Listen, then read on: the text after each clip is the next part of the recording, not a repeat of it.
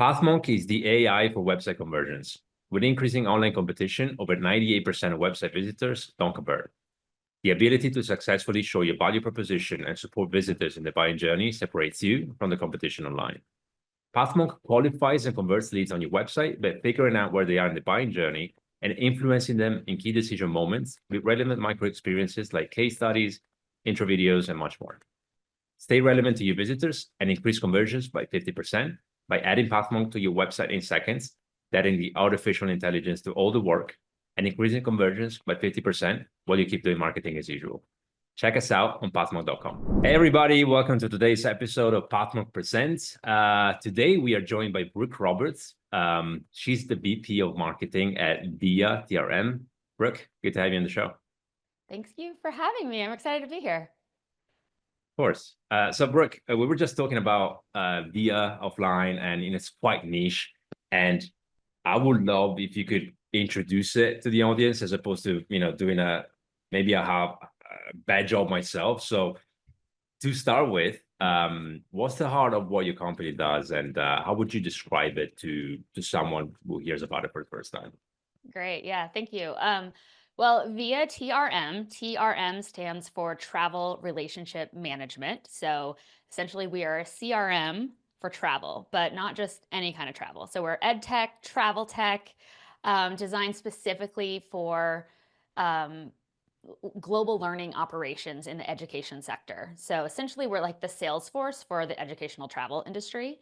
And we work primarily in higher education, but also in the US, we say K through 12 education, and organizations that are sending students, faculty, administrators abroad in some capacity, or are receiving international students from around the world. Very interesting. So it's interesting that you make that comparison, saying you're the Salesforce, right? I'm trying that on. It's the first time I've ever actually put it on a podcast interview. Good. So we'll see. We'll see how it lands. See if that catches on. Is there a specific core problem you solve for the organizations and institutions that you work with? In a way that what can they expect when they come to you specifically? Right. Yeah. So educational travel is much more complicated than typical travel. So depending on how well-traveled somebody listening to this is, all travel might sound complicated, but in educational travel, there's a lot of moving parts. Everything from the academic credit, where's it going? How is the student getting it? How's it going to apply to their degree program? To visa compliance for both inbound and outbound students. Are we within the rules and regulations of the country we're going to, or the country you're in? To travel risk management, universities and organizations take on a lot of liability when they're sending their students, staff, faculty around the world in any capacity. So there's a lot of managing the risk of that. It's kind of this idea of something happens around the world. There's a protest in Egypt, a bombing in London, a tsunami in Japan, and being able to know instantaneously who's on the ground in that location, where are they safe, can they check in, et cetera. So that kind of ability for institutions to have is really important for them, just to keep people safe, but also, to kind of cover their own backs. Beyond that, there's a lot of application components that students have to submit in order to participate and apply for these programs. That all gets managed inside our software. And what we do,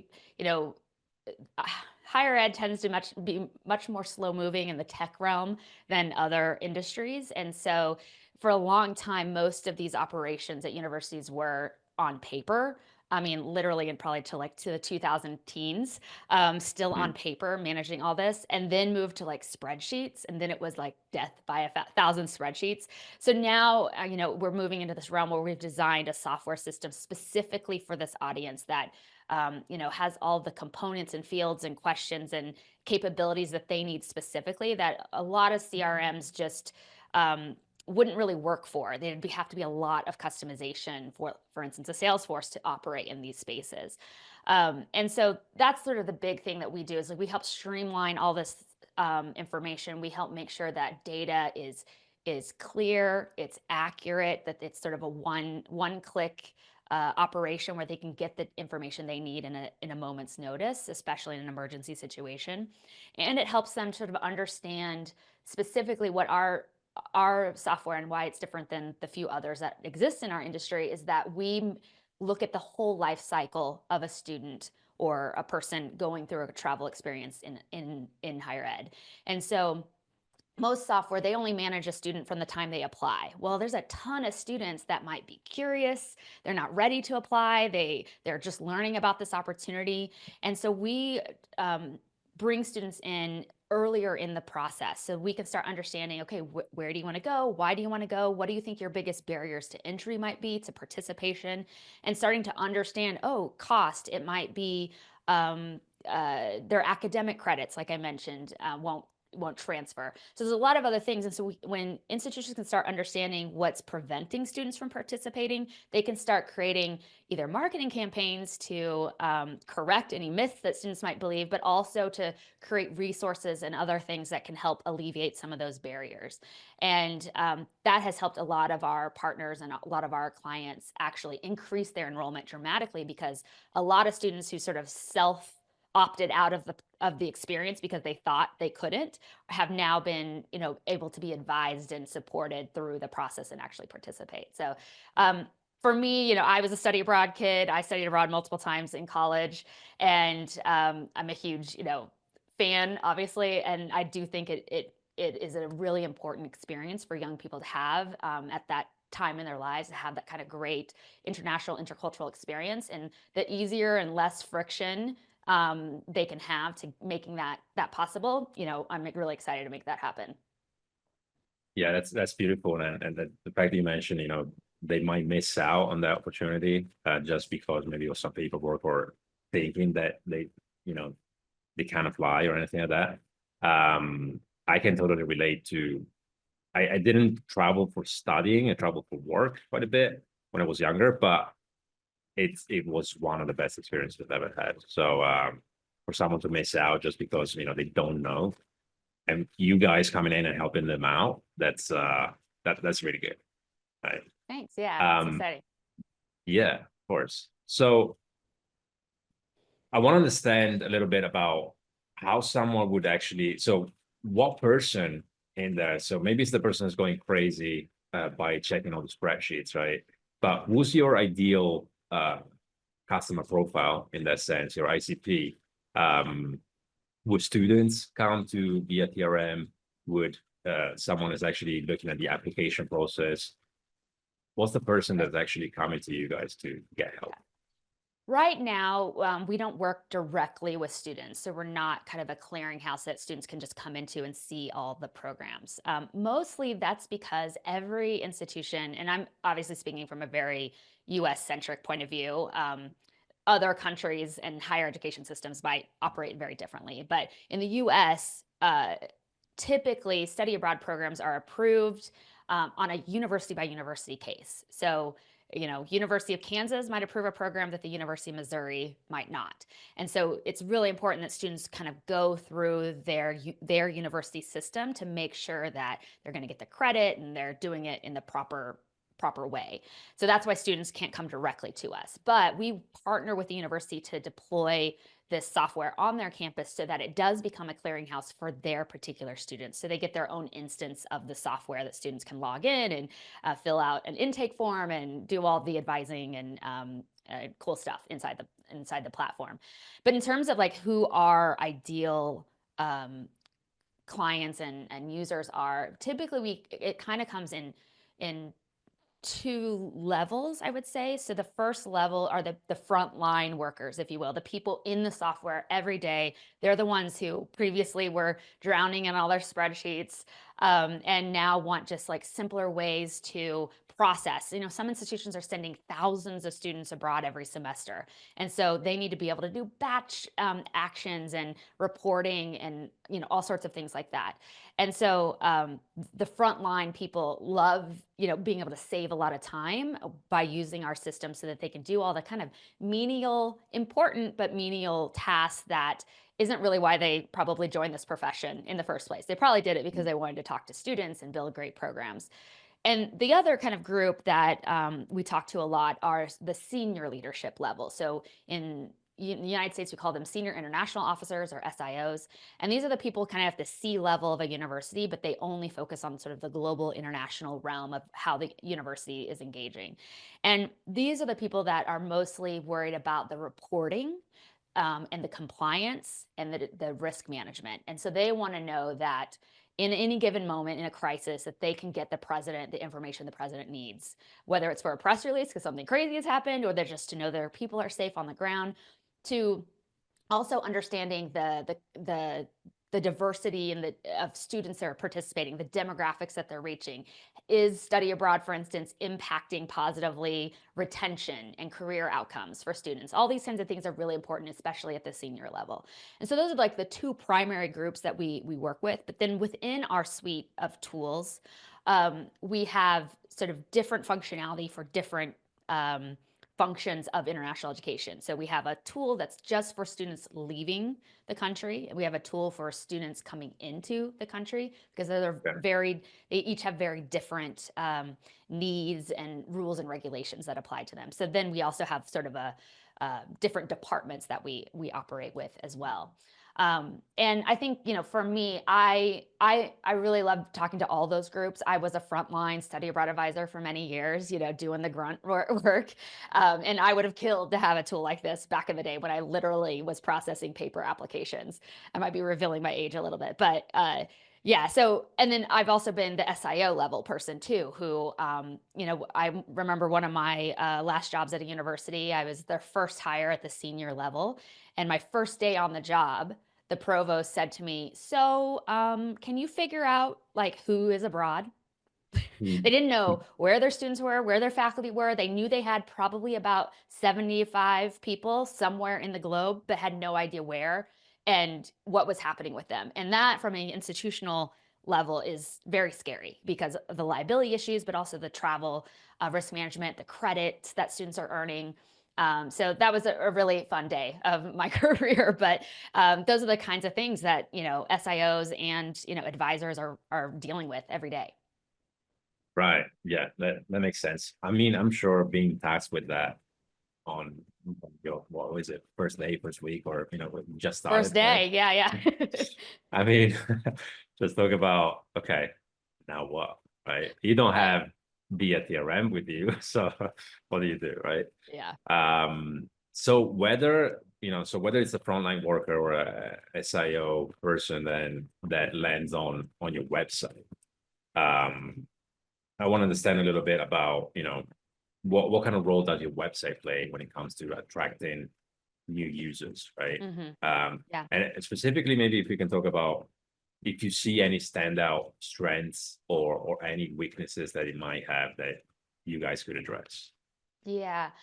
I mean, I just started my role at Via about 2 months ago. So I have a lot of big plans, big dreams to kind of take the company to a new level. But I, for us in our space and specifically in academia, thought leadership is a really powerful tool that we leverage. We don't do a lot of just kind of like SEO hacking, things like that, because we're so niche. We don't want, anybody looking for 7 marketing tips to, whatever.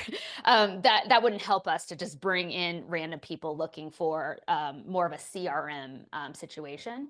And our user base isn't really they aren't marketers. They don't use the same vernacular that we would in kind of a traditional SaaS marketing space. And so it's really challenging to even optimize for SEO, for instance. So we really have to worry about bringing people in through other means that demonstrate our knowledge and our expertise in this kind of a complicated ecosystem. And so couple of things that we do where obviously it leverages our website is we work on 2 big reports every year. Since we have millions of pieces of data because we work with hundreds of universities and therefore thousands of students. We're able to pull a lot of data across a big section of institutions and demographics to understand sort of the psyche and the motivations and the limitations of students today, talking about that program matching intake form I talked about. And so we do a report every year that showcases, like, here's what students this year are saying that they want, that they're struggling with, what they need, et cetera, and how the field and industry can kind of respond to that in their own operations. And that helps us reach a lot of people because, understanding the student perspective is like the most important thing. It's everyone's client. And so understanding how we can better support them and serve them is really important. And so we get a lot of traction and traffic from that, as well as a lot of like organic sharing and things as well. We also are working on a co-branded podcast. Again, this is all in that thought leadership realm with one of the main professional organizations in our industry. So it's sort of a big sort of co-branding, branding drafting kind of situation. But I'm really excited to work on that with them because we're bringing in people, SIOs from across the industry, to talk about various challenges that we're facing as an industry. And so that's also going to drive a lot of traffic to our various channels, but specifically our website. And right now, I mean, I don't know, how in the weeds do you want to get, Rick? So one of the things that Via has been around for a long time, and we are a bootstrap startup. We're not VC equity, private equity backed, and so whereas a lot of our competitors are. And so Right. for a long time, we were kind of like the cute, scrappy startup, sort of chasing the big dogs, if you will. And over the last few years, we've actually started to, one, just kind of surpass a lot of our competitors in our functionality, our agility to change with the changing needs and demands of the space. And we're not just that scrappy startup anymore. They're kind of chasing us in a lot of ways now too. And so from a branding and web presence kind of point of view, right now we look cute. We look cute and friendly. And I want us to be a little bit more assertive, still approachable and likable, but like a little more oomph behind the brand. And so that's one of the things we're going to be working on with our website that I'd say is kind of one of our I guess challenges. I'll say it's not necessarily a weakness, but it's something that I think to move into this next phase of business, we've kind of got to put a much more confident foot forward to our space. And so I'm excited to sort of work on that branding a little bit and kind of give us a little pop, if you will. So Right. Well, okay. Thanks for that overview. It's just knowing. Well, I like that was a point we talked about understanding students' perspective, right? And that tells me that you guys are actually in the trenches, right? You're speaking to them. You're trying to understand really what they actually need and want to be successful in transferring or maybe doing the application the right way, right? And also what you're excited for. So I want to stay on that note for a second and maybe talk about you, Brooke, as a leader, right? What do you do on a daily basis? What's the day in the life like for Brooke when it comes to working on all of these projects, working on new features, on this co-branded opportunity. mm-hmm. So what do you do on a day-to-day basis? Yeah, I feel like I'm all over the place. It feels like sometimes because we're very small. We're about 20 full-time staff members, so it's a pretty small organization. And I am on the leadership team, so there are quite a lot of meetings and collaborations, just focusing on the future of the products. What's most important? How do we prioritize which features that our current clients want versus future clients might want in order to become a client? And so how do we triage and prioritize all those things?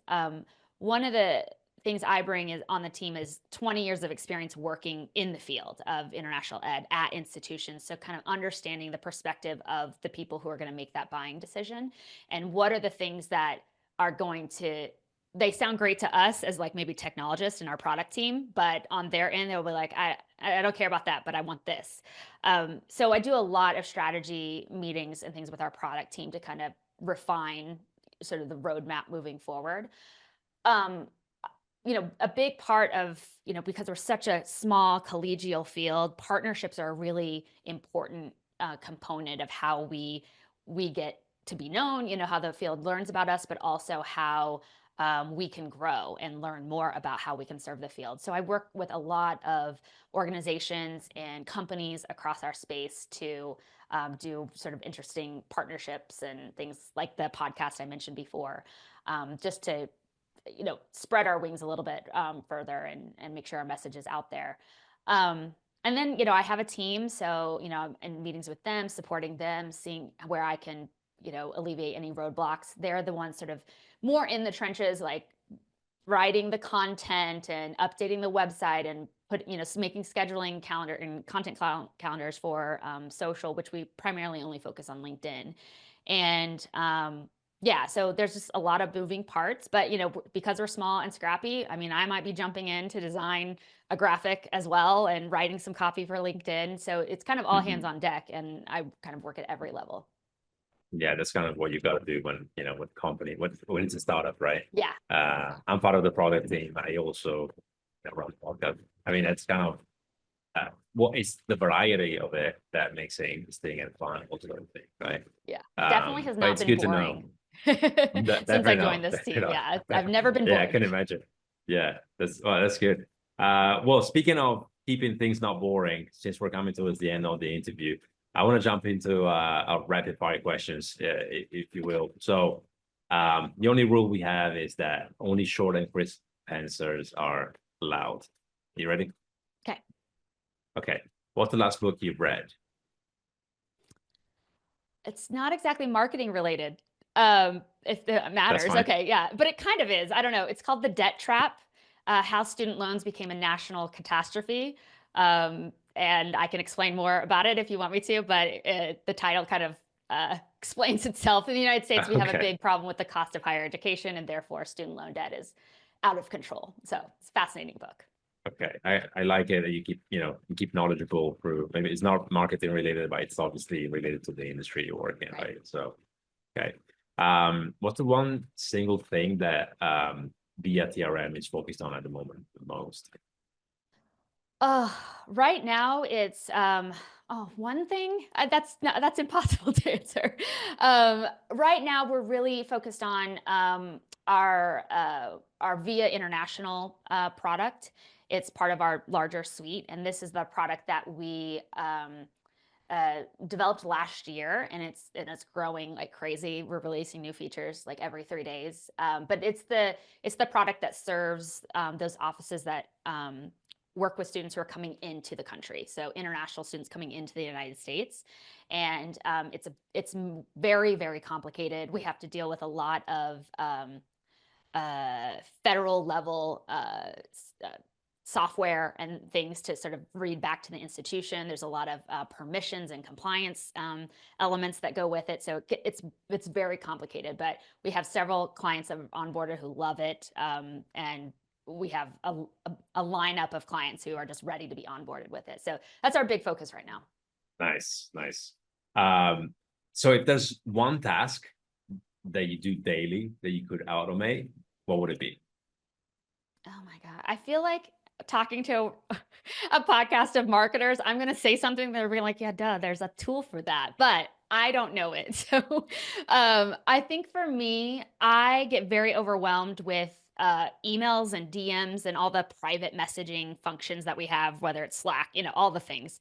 And I want a tool that it would be an AI tool, but I want a tool that can answer the very easy stuff, like, hey, send us a vector image of your logo, or what's your boilerplate blurb about your company that we can use, all those kind of stuff where I'm like, I know, I need to send that out and it's important, but I don't want to focus on it. So I feel like I want something like that. The other thing is creating slide decks. I do a lot of slide decks. I know a lot of people do. And I've tried a lot of AI tools to to build out slide decks, and they're just all, I feel like I end up tweaking more than it would have just been to just start from scratch. But there is a tool that I've started using called Gamma, and it's been really cool. I still have to tweak, obviously, but it's been pretty impressive so far. But those are the kind of the two things that drive me nuts: private messages, emails, DMs. It drives me nuts. So if you ever email me and it takes me forever to get back to you, that's why. That's why. All right. Good to know. All right, Brooke, I want to thank you a lot for being on the show with us today. I want to give you the last word. So if someone forgets everything we just talked about today, right? All the questions and all your answers, what's the one thing that they should remember about the work you're doing at Via TRM? Wow. Yeah. So, I mean, I think at the core of it, we're obviously software. We're very technical, it's techie. But at the end of the day, our whole team is very committed to this idea that an interconnected world is a better world when more people from more cultures and backgrounds interact with more people from other cultures and backgrounds, that, it's just a better place. People are more likely to see the world through other lenses and perspectives, and therefore tackle challenges and conflict in better ways. And so the more we can support that happening for more people at any stage of their life or career, the better. And what better time in someone's life than to have that type of experience, the very formative years of your early 20s. And so that's the thing I would say is, like, always remember, I mean, for any person in any role, I mean, I think that's what I love about what I do. My advice for marketers is, like, market something you love, because it's real. I would hate being a marketer of mattresses, right? I don't love mattresses, but I love the idea of travel and educational travel. And so it's so easy to do my job because I love it and believe in it so much. And that's what we're trying to do with Via. We're trying to make it more accessible, more open, more streamlined, so more people can see the world. Beautiful. Well, what a way to close. Like, just talking about your passion and how you're actually, trying to help these students have these amazing experiences, right? So props to you guys. I love the mission. So Thank you. Appreciate that. congratulations. Awesome. Well, then that's the end for us. Brooke, I want to thank you again for being on the show with us today, and hope to see you again soon. Of Yeah, thank you so much for having me. It was great to meet you, Rick. course. You too. Bye, everyone.